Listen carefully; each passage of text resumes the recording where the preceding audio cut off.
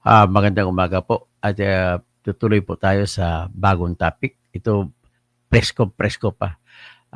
Balita sa ngayon ay yung dalawang judge na hinihingi ng abogado ni Digong Duterte na umalis sa kaso niya ay sumulat na sa sumulat na sa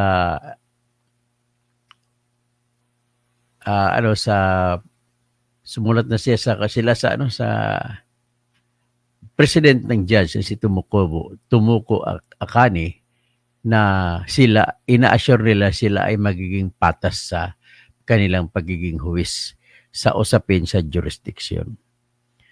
Ngayon, ang katwiran po nila ay number one, yung issue na tinakil nila dun sa nauna pa lang noon sa para sa jurisdiction ay wala pang argumento noon ang Pilipinas at wala pa rin argumento si Digong.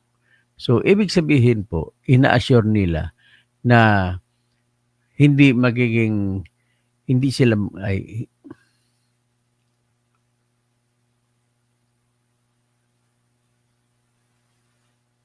ina-assure na hindi sila magiging biased, no? At yan naman ang maganda. In-assure nila na hindi mabias. Ngayon, ano naman ang dahilan kung bakit hindi sila maging bias? Okay, ulitin ko lang, no? Kasi medyo nawala ako. Ang katwiran po nila ganito. Una, nung una nila tiningnan ang issue kung may jurisdiction ba ang ICC sa Pilipinas o wala, ay sa panahon na yun po na wala pang ibang bagong argumento. Wala pang argumento na sa ngayon ay binibitbit na ngayon ng abogado ni Digong. Kumbaga, ang argumento lamang doon ay binibigyan, alam naman nila na sa isip nila ng dalawang judge na kapag nag-decision sila sa jurisdiction ay nakareserba na ang kanilang pag-iisip na hihingiin na baka magsasampa ng motion to dismiss ang akusado. So, nireserba na nila yan. Tahasan nilang sinabi na hindi sila magiging biased at patas sila at professional at wala silang interest sa kaso.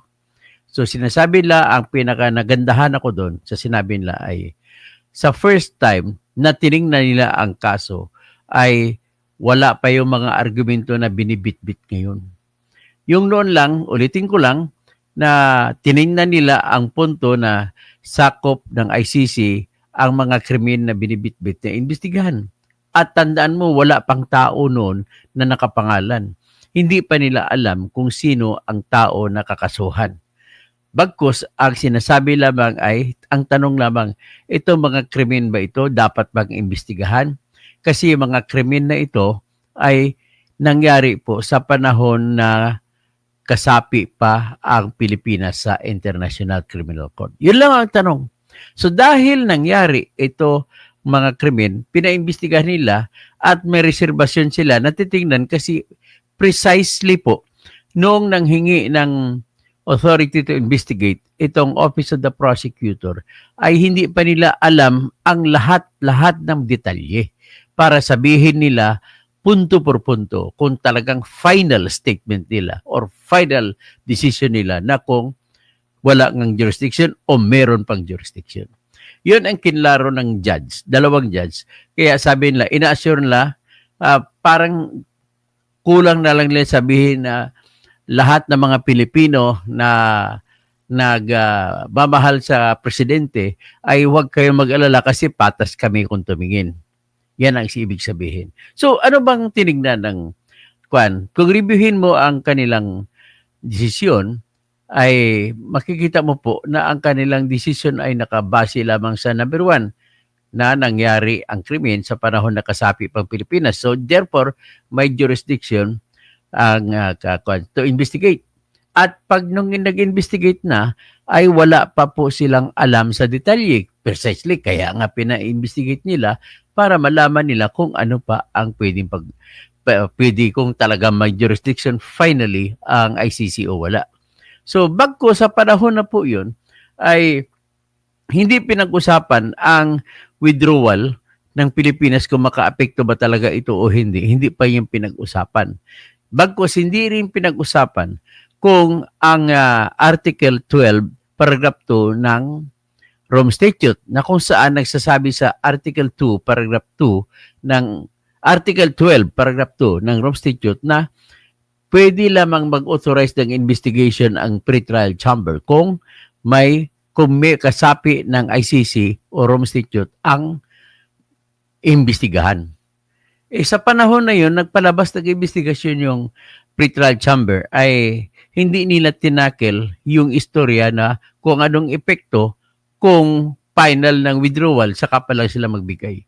Kumbaga, very clear. Kasi very clear naman kasi po sa sa Article 19 ng Rome Statute na ang akusado ay may karapatan na mag-question ng jurisdiction. At klaro din po sa Article 15, Paragraph 4 ng Rome Statute na pwedeng magdetermina at ang Office of the Prosecutor na mag-apply ng authority mula sa pretrial chamber judges na mag-investigate sila at without prejudice. Ibig sabihin, hindi pwedeng ang pagdesisyon ay hindi pa nila sasaklawan na sarado na. Hindi nila isasara ang pintuan para sa magiging aksyon ng akusado, kung sino man ang magiging akusado na magki-question kung may authority pang ICC o wala. Kaya tandaan natin, ulit-ulitin ko lang, na sa panahon na nanghingi ang ICC ng authority to investigate ay hindi pa alam kung sino ang taong involved. Ulitin ko lang, bakit hindi alam? Kasi precisely manghingi nga sila ng authority to investigate kasi mag-imbestiga pa lang. So ang basihan nila ay may reasonable basis to investigate ay yung examination lang muna. Paunang examination. Ano yung ginamit nila sa paunang examination? Usually po, nagda-download sila sa Amnesty International ng mga detalye mula sa YouTube, mula sa Facebook, mula sa Twitter, mula sa TikTok. Yun pa lang ang kanilang ebidensya na hawak. At i-verify pa nila kung totoo ba ang mga ito. So kung kayo sa kaso ni Digong, maliban sa binigyan sila ng kopya ni ex-Senator Trillanes ng affidavit ni Matubato, at nung later on, binigyan sila ng kopya ng affidavit din ni SPO3 Arturo Las Cañas, ay hanggang examination pa lamang sila na pwedeng sabihin, malamang totoo ito. Kaya nang dahil doon, nakumbinsi sila yung Office of the Prosecutor na manghingi ng authority para imbestigahan na ng formal. At dahil iimbestiga pa lang sila, hindi pa solid ang tingin ng ICC judges, pretrial judges, kung talagang may basis nila para sabihin finally na may jurisdiction ba o wala ang ICC sa Pilipinas. Kaya yung mga lahat kayo, maka-DDS, anti-DDS, o sabihin na natin maka-Duterte, anti-Duterte, ay pariho kayong happy nito. Natandaan natin na ang prosecution, sila ni Attorney Conte, hindi naman sila prosecution, kundi sila na kumakampi sa prosecution, sila na Attorney Katrina Conte, si Attorney Joel Butuyan, Attorney Gabriel Andres, na kumakampi sa mga victims, ay nagsasabi sila ayaw nila na umalis yung dalawang judge. Okay, nanalo sila kasi ang dalawang judges ay nagsasabi ayaw na umalis. Kasi ini-assure naman nila na patas sila. Sa party naman ng mga maka-Duterte ay liligaya rin sila kasi mapapanatag ng loob nila at pilit sinasabi ng dalawang judges na magiging patas sila. So, all right. Pero itong sinumite ng dalawang judges na sila ay magiging patas ay ang desisyon nila na hindi aalis sa kaso ay hindi pa final. Bakit po? Kasi po ay pwede pang sabihin ng mga magmi-meeting pa kasi ang lahat ng judges. Magmi-meeting pa ang lahat ng judges, yung ibang judge sa pretrial chambers. Kasi ang pretrial chamber 1, 2, 3, 4. Tapos mayroon pa mga judges sa trial judges. Magmi-meeting sila kasama ang appeals judges. Magpe-preside yung president judge na si Tomoko Akani. ng Japan. So, doon pa pag-usapan ang finally kung payagan nila na hindi na umalis yung dalawang judge. Pero kahit hindi na umalis, at least mapanatag ang loob ng lahat na patas itong dalawang judge. They assured na patas sila at wala silang kinakampihan dito at wala silang kinikilingan. They assured na titingnan nila ang lahat ng issue at they assured kasi bago ang issue naman ngayon na binitbit ng abogado ni Duterte, bago na. Hindi pa pinag-usapan nung panahon na nagbigay sila ng authority para mag-investigate. So ngayon, ang bago dyan ay yung exercise of jurisdiction at saka jurisdiction. Ang argumento kasi ng mga abogado ni Duterte ay ganito, wala po kaming pagkontra, ay sang-ayon po kami na yung ICC base sa Rome Statute ay may kapangyarihan o may jurisdiction sa kaso na nangyari sa panahon ng mula noong November 1, 2011 hanggang March 16, 2019. Wala silang problema. Ang problema lang nila na kumukontra sila, ito'y bagong argumento. Bagong argumento kasi sinasabi, actually, for the first time na ito, iniisip ko rin na in theory ko na rin yan. At nag-jibe, nagpareho ang aking kaisipan bilang sanay sa pag-aral sa mga abogado kasi Dr. Jurisprudence ako. Napag-aralan ko ang mga legal theories at kung saan po ang posible base po sa mga criminal principles of criminal law, base rin po sa principles of international law. So, napag-aralan ko at ako'y nag-conclude na ang mananaig dyan ay yung depensa, na argumento ng depensa na wala ng jurisdiction sa pag-exercise. Hindi na pwedeng umaksyon pa ang International Criminal Court sapagkat po ay hindi na miyembro ang Pilipinas noong panahon na nagdesisyon ang ICC or Pretrial Chamber na imbestigahan. So anyway, ulitin ko lang, nung decision sila imbestigahan, ang nasa isip yun noon ng mga judges ay total preliminary pa lang naman ito eh.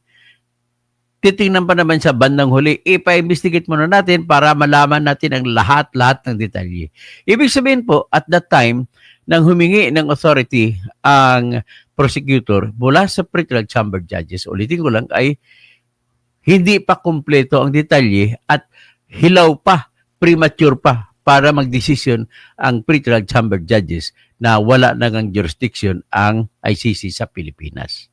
Besides, wala pang taong nabanggit doon kung sinong aakusahan. Ngayon lamang nabanggit na ang akusahan ay si Digong Duterte. Pangalawa, nung nagdesisyon din sila na magpalabas ng warrant of arrest, in the same manner ay wala pang argumento na pinurward ang Philippines. Pabor ba ang Philippines o hindi? Kasi nag-argumento ang Philippines nung una sa panahon ni Menardo Guevara. So ngayon ay wala pang ipinurward na counter argument. So ibig sabihin po, nag-argumento lamang. Wala pang abogado nun si Duterte, wala pa si Duterte sa usapin. Nag-file yung prosecutor. Ang problema sa prosecutor, bakit hindi sila nagbigay ng kopya sa Republic of the Philippines? Sana kukunan nila ng comment ang Republic of the Philippines pero hindi nila kinunan. Kumbaga, nag-decision ang Pretrial Chamber judges, sabi nitong dalawang judges na to, nag-decision kasi kami, wala pang argumento mula sa depensa at wala pang argumento mula sa Pilipinas. Yan po. And because of the lack of arguments from the other party, our decisions were limited only on those matters brought upon us. Ganun lang simple. So, everybody must cheer, no?